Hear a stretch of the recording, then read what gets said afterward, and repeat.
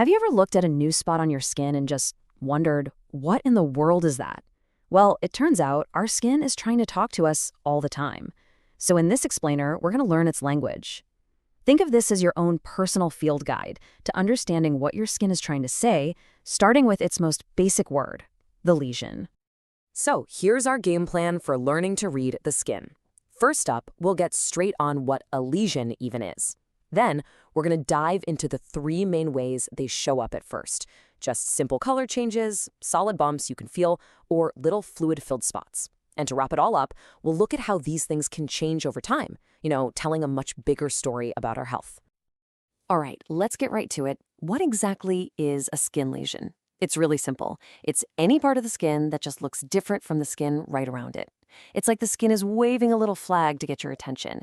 But to really get the message, you gotta know where it came from. And broadly speaking, they come from two totally different places. Okay, so on one hand, you have congenital lesions, think birthmarks. These are things that have been with us pretty much since day one. But most of what we see are transitory. These are the new messages, the pop-ups that appear throughout our lives, and they can be caused by anything, really, from infections to allergies, and it's these transitory messages that we're going to be decoding today. So when a skin condition first makes an appearance, that very first sign you see, that's called a primary lesion. You can think of it as the opening sentence in the skin's story. It's the first untouched clue that tells a doctor, hey, something's going on under the surface here. Let's start with the absolute simplest word in the skin's vocabulary, a change in color. We're talking about spots that are completely, totally flat. You can't feel a thing. The only thing that makes them different is their color, and, as we're about to see, their size. This small, flat spot of color has a name. It's called a macula. And there's really only one rule you need to remember. It's size. It has to be less than 1 centimeter across. A classic freckle, that's the perfect example of a macula. Now, this color change can go in a few different directions. If the spot is darker than your normal skin, it's called hyperchromica. Makes sense.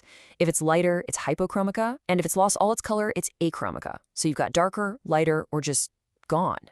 So what happens if that flat spot of color is bigger than 1 centimeter? Well, it just gets a different name, a macchia. That's literally it. The 1 centimeter mark is the only thing separating them. And this category includes stuff we see all the time, right? Like the redness from a sunburn or a good old-fashioned bruise.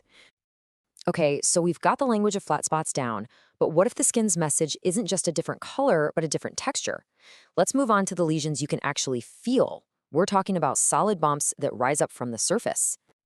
Now, this right here is a really simple but super important difference. We start with something called a papula. That's a solid raised bump, smaller than a centimeter. The key word there is solid. But if a similar-looking bump fills up with pus, its name completely changes to a pustula. So the only real difference is what's on the inside. And just like we saw with the flat spots, size is everything here too. That small bump under 1 centimeter, that's our papula. As it gets bigger and you can feel it deeper under the skin, it becomes a nodulo. And if it grows into a pretty significant solid mass, it's classified as a tumor. Now, I know that word tumor can sound kind of scary, but in dermatology, it just means growth or swelling. It doesn't automatically mean something bad. It's just a way to describe a clear progression in size. Okay, so we've covered flat spots and we've covered solid bumps. But there's a third type of message the skin can send, and these are lesions that are filled with clear liquid. And I bet you can probably guess the main rule we're going to use to tell them apart. Yep, you guessed it. It all comes back to that 1 centimeter rule. A little tiny raised bubble filled with clear fluid is a vesicula. But if that bubble gets bigger than a centimeter, it becomes a bola. You know that big watery blister you get from a burn? That is a textbook example of a bola. All right. Next up, we have a very unique character, the pompho, which most of us know as a wheal or a hive. What makes this one so special is that it's just temporary. It's fleeting. Think about an allergic reaction to a mosquito bite. This raised, super itchy patch shows up, it hangs around for maybe a day, and then poof, it vanishes without a trace. It's basically the skin's version of a flash mob. So, we've looked at the opening chapters of these skin stories, but stories evolve. Those first lesions, they get scratched, they might break open, or they start to heal. All of these changes, this next part of the story, is what dermatologists call secondary lesions. And erosion is the most superficial type of change you can get. Imagine just the very, very top layer of your skin, the epidermis, has been scraped off. It's a really shallow loss of tissue, usually smaller than a centimeter, and it doesn't go deep enough to actually bleed. But if that loss of skin punches deeper, past that top layer, it becomes an ulcer. And this is a much more significant injury. A common canker sore inside your mouth, that's a type of ulcer. And so are those really serious vascular ulcers that can sometimes form on people's legs. And the difference between a shallow erosion and a deep ulcer is absolutely critical. Why? Because as our source material here warns us, a deep ulcer can actually lead to necrosis, which is the death of the tissue itself. So this isn't just a surface scratch anymore. It's a sign that there's a much more serious problem going on. And there are a few other common changes to know about.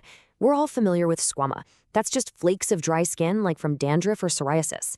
If you've ever had those painful little cracks on your fingertips in the winter, you've experienced ragati, or fissures. And finally, a placa is what happens when an area of skin gets all thick and leathery, usually from being rubbed or scratched over and over again. So, what's the big takeaway from all this? Well, it's that identifying skin lesions isn't just random guesswork. It's a system. It's all about observing patterns. By just paying attention to a few key details. Is it flat or is it raised? How big is it? Is it solid or filled with fluid? How deep does it go? You can actually start to understand the language that your skin is speaking. Look, our skin is constantly talking to us through this really complex language of spots and bumps and patches. Now that we have a handle on its basic grammar, the real question is, can we all start to listen just a little bit better? Thanks for joining me for this explainer.